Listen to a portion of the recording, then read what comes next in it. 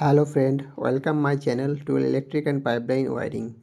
এখন আমি একটা জাগুয়ার কোম্পানির 10 লিটার 5 স্টার গিজার আনবক্সিং এবং ইনস্টল করে দেখাবো।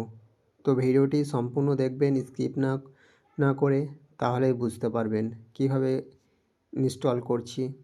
এবং এই ভিডিওর মধ্যে গুরুত্বপূর্ণ ইনফরমেশন দিয়ে দেবো, তাহলে আপনার হয়তো অনেক সময় কাজে লাগতে পারে। আর আরও আমি আমার বিভিন্ন কোম্পানি গিজার ইনস্টল করেছি। তো আপনি যদি না দেখেন তো আমার চ্যানেলে গিয়ে দেখে নিতে পারেন, বা এই ভিডিও ডেসক্রিপশন বক্সে লিঙ্ক দিয়ে দেবো, ওখান থেকে গিয়ে দেখে নিতে পারেন। যেমন বাজাজ, কোয়ান্টাম, হ্যাভেলস, জল আর বিভিন্ন কোম্পানি গিজার ইনস্টল করেছি। তো ওখান থেকে গিয়ে দেখে নিতে পারেন। আর ভিডিওটি যদি ভালো লাগে একটা লাইক করে দেবেন এবং চ্যানেলটি সাবস্ক্রাইব করে দেবেন। তো মেন ভিডিওতে যাওয়া যাক।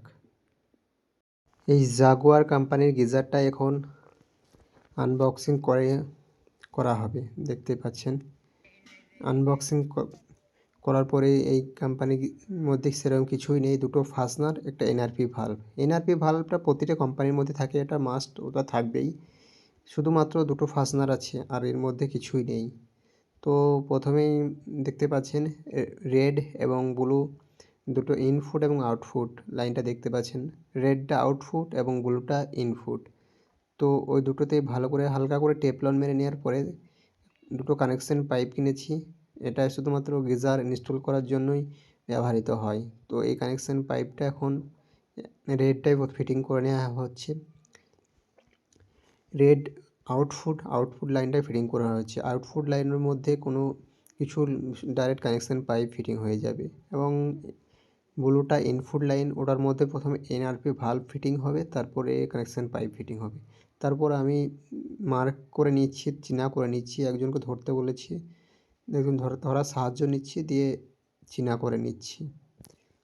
ভালো করে মার্ক করে নেওয়ার পরে দাগ মেরে নিয়েছি, যাতে মার্কটা এবং অপর নিচ মেপে নিয়েছি যাতে সমানভাবে হয়।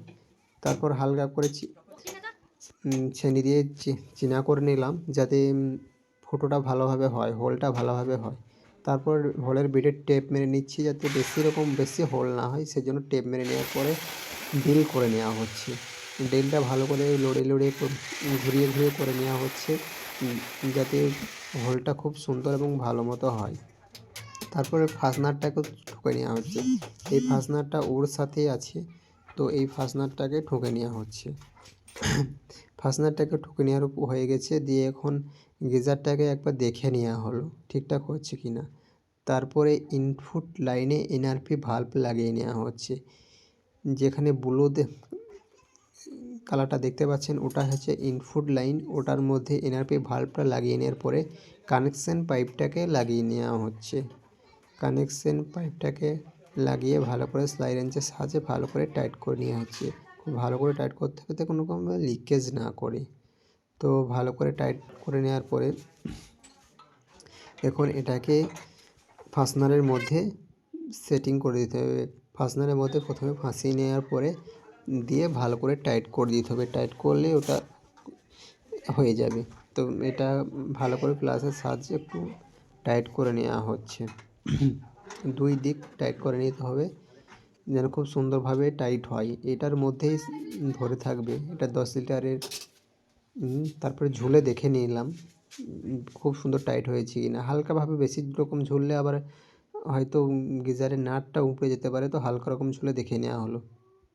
তারপর ইনপুট লাইনটা দিয়ে দেওয়ার পরে কিছুক্ষণ অপেক্ষার করার পরে জলটা চেক করে নেওয়া হচ্ছে। জলে হাওয়াটাকে ছাড়িয়ে নেওয়া হচ্ছে।